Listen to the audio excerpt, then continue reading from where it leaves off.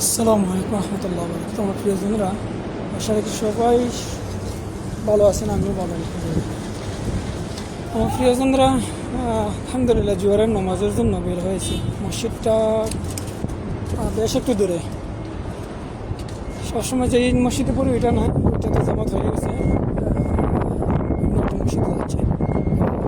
Main উদ্দেশ্য ওইটা নয়, তো ওই চিন্তাতেই ভাবলাম যে একটু সময় যেহেতু আছে, কিছু কথা বলি আপনাদের সাথে।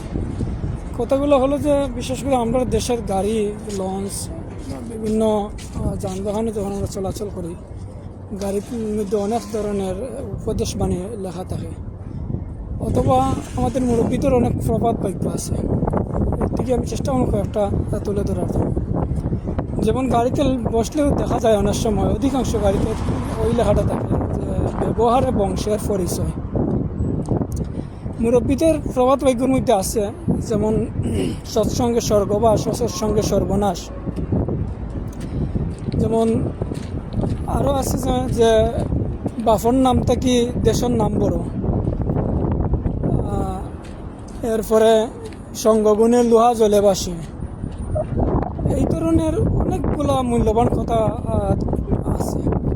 এগুলা আসলেই এই জীবনের, আমাদের কর্মজীবনের, ফ্যামিলিগত জীবনের, প্রবাস জীবনের প্রত্যেকটা ক্ষেত্রে যেমন আমার কাছে 100 মিল পাওয়া গেছে। ওইটাকে আমি গতকালকে একটা বৈঠকে কিছু সংখ্যক ভাই একটা বই পড়ছিলেন। বইয়ের নাম হইল শান্তি পথ। তো এখানে খুব গুরুত্বপূর্ণ কথা, ওই বইটার লেখক অনেক পূর্বে, তখনও আমি দুনিয়াতে আসিনি আর কি, ব্রিটিশ সময়ের এই বইটা লেখা। ওইখানে লেখা হয়েছে যে এই সমাজে ভালো মন্দ মিলাইয়া মানুষ বসবাস করে। ভালো মানুষের সাথেও কিছু সংখ্যক মানুষ আছে, আবার মন্দ মানুষের সাথে অনেক মানুষ আছে। এই কথাটা যখন কালকে পড়ছিল আর কি, দেখেন ব্রিটিশ কোথায় গেছে দেখে নাই, পাকিস্তান গেছে দেখে নাই, আল্লাহ আমাকে দুনিয়াতে প্রেরণ করলেন 1975। আর গতকালকেই বইটার অংশটুকু শুনলাম।